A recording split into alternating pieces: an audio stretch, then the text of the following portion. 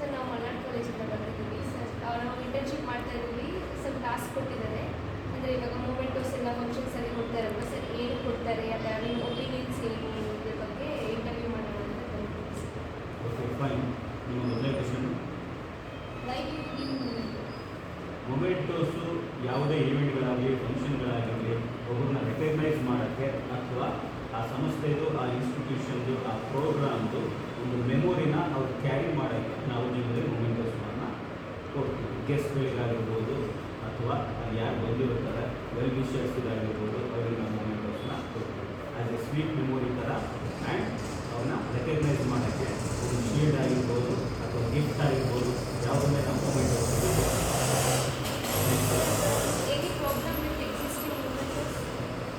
Mementos ಕೊಡೋದ್ರಿಂದ ಯಾರು receive ಮಾಡ್ಕೊತಾರೆ ಅವ್ರ ಪರ್ಸ್ಪೆಕ್ಟಿವ್ ಮೇಲೆ ಪ್ರಾಬ್ಲಮ್ ಉಂಟಾಗಬಹುದು. ನಾವು ಆ್ಯಸ್ ಎ ಗೀವರ್ ಹೇಗೆ ಹೇಳ್ತೀವಿ ಅಂದರೆ ಅವರಿಗೆ ಜಸ್ಟ್ ನಮ್ಮ ಕಡೆಯಿಂದ ಒಂದು ರೆಕಗ್ನೈಸೇಷನ್ ಥರ ಮೆಮೊರೀಸ್ ಕೊಡ್ತೀವಿ. ಬಟ್ ಅವ್ರು ರಿಸೀವ್ ಮಾಡ್ಕೊಳ್ಳೋರಿಗೆ ಕೆಲವೊಂದನ್ನು ಅವ್ರು ಅಕ್ಸೆಪ್ಟ್ ಮಾಡ್ಕೊಳ್ಳೋದಲ್ಲೇ ಇರ್ಬೋದು ಅಥವಾ ಅವ್ರಿಗೆ ಪಬ್ಲಿಸಿಟಿ ಇಷ್ಟ ಇಲ್ಲದಲ್ಲೇ ಇರ್ಬೋದು.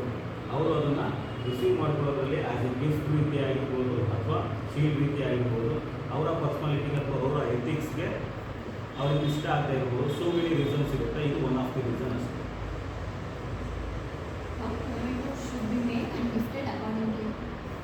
ಮೊಮೆಂಟೋಸ್ ನಾವು ಹೇಗೆ ಪ್ರಿಪೇರ್ ಮಾಡಬೇಕು ಅದು depends on program and depends on situation and depends on person receive ಮಾಡೋದ್ರ ಮೇಲೆ ಇರುತ್ತೆ.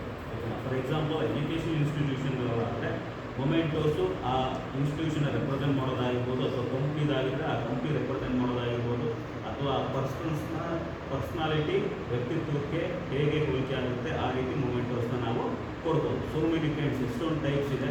ಇಟ್ ಡಿಪೆಂಡ್ಸ್ ಆನ್ ಯಾರು ಗೀವರ್ ಇರ್ತಾರೆ ಅವರ ಐಡಿಯಾ ಮೇಲೆ ಇರುತ್ತೆ ಆ್ಯಂಡ್ ಅವರ ಇಂಟ್ರೆಸ್ಟ್ ಮೇಲೆ ಇರುತ್ತೆ. ಅವರ ಫರ್ಮ್ ಏನು ನಡೆಸ್ತಾ ಇರ್ತಾರೆ ಅವ್ರ ಮೇಲೆ ಡಿಪೆಂಡ್ ಆಗುತ್ತೆ.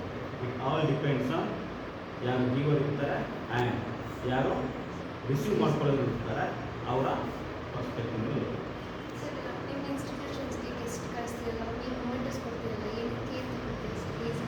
ಏನಕ್ಕೆ ಅಂದರೆ ನಮ್ಮ ಇನ್ಸ್ಟಿಟ್ಯೂಷನ್ಗೆ ಆ್ಯಸ್ ಎ ಗೆಸ್ಟಾಗಿ ಬಂದಿರೋರಿಗೆ ಅವ್ರಿಗೆ ನಮ್ಮ ಇನ್ಸ್ಟಿಟ್ಯೂಷನ್ ಕಡೆಯಿಂದ ಒಂದು ಮೆಮೊರಿ ಉಟ್ಕೊಳ್ಳಿ. ಓಕೆ, ಫರ್ದರ್ ಡೇಸ್ ಅವೆಲ್ಲರೂ ನೆಕ್ಸ್ಟ್ ಸಮ್ ಇಯರ್ಸ್ ಕಳೆದಾಗ ನಾವು ಈ ಇನ್ಸ್ಟಿಟ್ಯೂಷನ್ಗೆ ಆ್ಯಸ್ ಎ ಗೆಸ್ಟಾಗಿ ಹೋಗಿದ್ದೆ ಅಲ್ಲಿಂದ ಒಂದು ಮೆಮೊರಿಯಾಗಿ ಒಂದು ಶೀಲ್ಡ್ ಆಗಿರ್ಬೋದು ಅಥವಾ ಮೊಮೆಂಟೋ ಆಗಿರ್ಬೋದು ರಿಸೀವ್ ಮಾಡ್ಕೊಂಡಾಗ ಒಂದು ಒಳ್ಳೆಯ ಮೆಮೊರಿಯಾಗಿ ಉಳ್ಕೊಳ್ಳಿ. ನಮ್ಮ ಕಡೆಯಿಂದ ಒಂದು ನೆನಪಿನ ಕಾಣಿಕೆ ಕೊಡೋದು ನಮ್ಮದನ್ನು ಆ್ಯಂಡ್ ನೆಕ್ಸ್ಟ್ ಫರ್ದರ್ ಡೇಸಲ್ಲಿ ನಮ್ಮ ನೆನಪಿಸ್ಕೊಳ್ಳಿ ಅನ್ನೋ ಉದ್ದೇಶ